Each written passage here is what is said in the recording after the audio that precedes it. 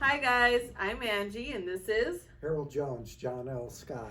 We're just laughing because we just noticed this trees in the middle. I'm like, I can't see you, so I have to lean So we're forward. looking around, and which might be a good topic because I think out there in the big world of things, there's a lot of people looking around, Yeah, a lot of changes, a lot of happenings. yeah, Besides the happy people who are getting more into the spirit of things. yeah. I've had a couple of conversations lately about property taxes going up and what the costs are, Ah. and people don't know what to do. Interest rates, what's going on with the government. Yeah, I'm rambling, so jump in anytime. And Well, I think a lot of people are kind of waiting as far as interest rates. I think they hear speculations or outside influences talking about rates, so then I think they're like, well, maybe we should wait. Let's see what next year brings, or um, but I've always heard the saying, and only since I started working here, is marry the house, date the rate. So I mean that's something that I think brokers or agents should remind their clients is if you love the house, get it, and even if you have to sacrifice a little bit, maybe, not to say you need to stay without money, but just know that that interest rate is not forever. There's options of refinancing, and I'm not sure what other options, but just if you like the house, get it, or you're gonna kick yourself in the butt later because you're like, man, I should have got that house. yeah, it's kind of like the investment conversation that I had just a few minutes ago.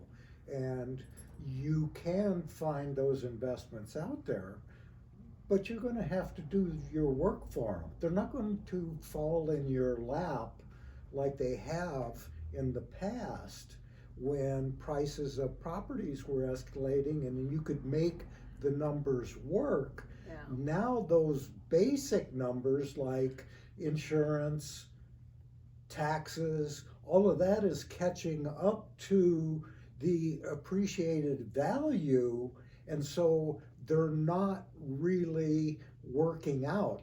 It's very difficult to keep the numbers in the black, yeah, and this applies to the normal household also. So, how's your sale going? good, good. We're mutual. Finally, we're mutual. And Yeah. I just I try to keep my emotions down because a lot of things can happen. Uh, a lot of things can happen that can make it. So I try not to jinx it. you're, oh, geez. And she's superstitious to boot. No, but I'm learning. I mean, there's still a lot of stuff because some sellers might have stuff in their house that either they're still living in while they're trying to sell, and or they have it vacant but it's staged. Is finding that balance of, okay, like in my situation, I had it staged with some of our stuff because we still had a lot of stuff. And now it's like, okay, now I got to figure out a storage solution,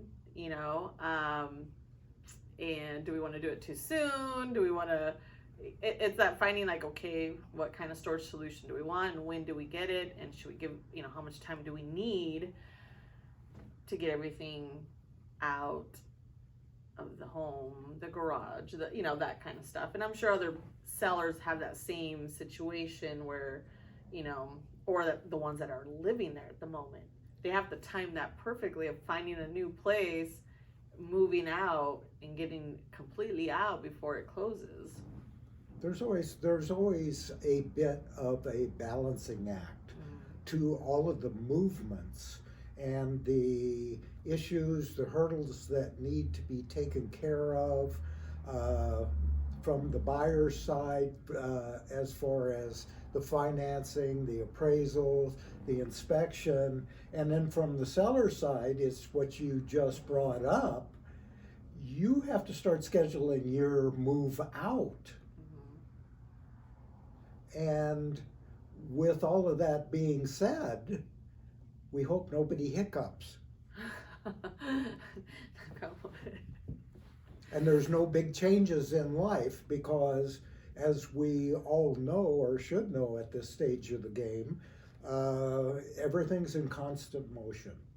I just know it's like the worst time as far as moving because it's cold, and then if the snow comes in, there's just a little bit more factors that you have to anticipate for.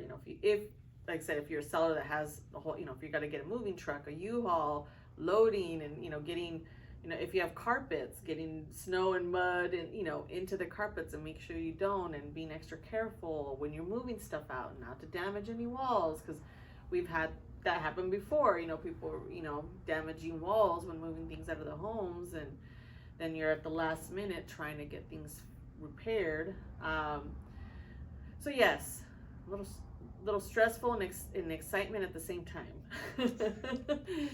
all in one ball. That's what it really is. Yeah. There's stress and it's excitement. And it's Christmas time too. And it's Christmas. but this is the thing. It doesn't really matter what time of the year it is. True. It's one of those things that is exciting and stressful at the same time.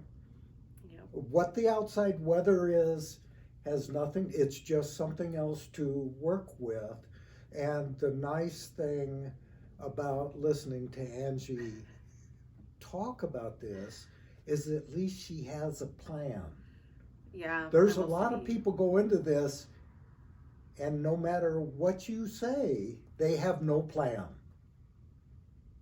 Yeah, I'm a planner. I have OCD. I have to be in control. Like, I need to know, okay, what day we're doing this, because one of the benefits working here is you start to see how the moving parts work.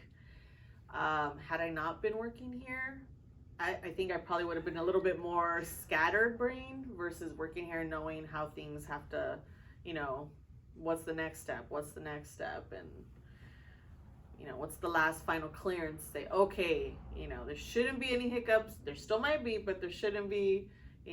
We're safe to remove items. We're safe to get it, emptied out.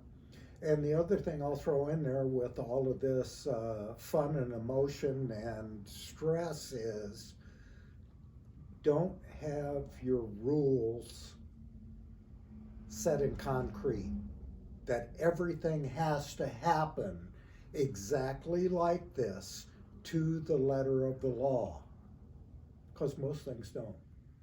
There needs to be a little flexibility. You need to be a little flexible in how you respond to things, and then that'll take a lot of the stress off of it. Well, it leaves your weekends a little bit more free. Now you don't have to do open houses. Well, for my home, anyways. Yes, on to the next. On to the next. So anyway, that's the adventures with Angie and what's going on there. It's a little bit of an overview of what's happening out there. And this is the other thing. Things are still happening out there. Yeah. It's still going right along. Yeah. So if you have an idea you want to make a change or make a move, there you go. Contact Mr. Jones. Let's do it. Okay. All right. Well, I hope you guys enjoy the rest of your day. Again, any questions or comments, please feel free to contact Mr. Jones. Other than that, bye. We're out of here. Bye. Have a good one.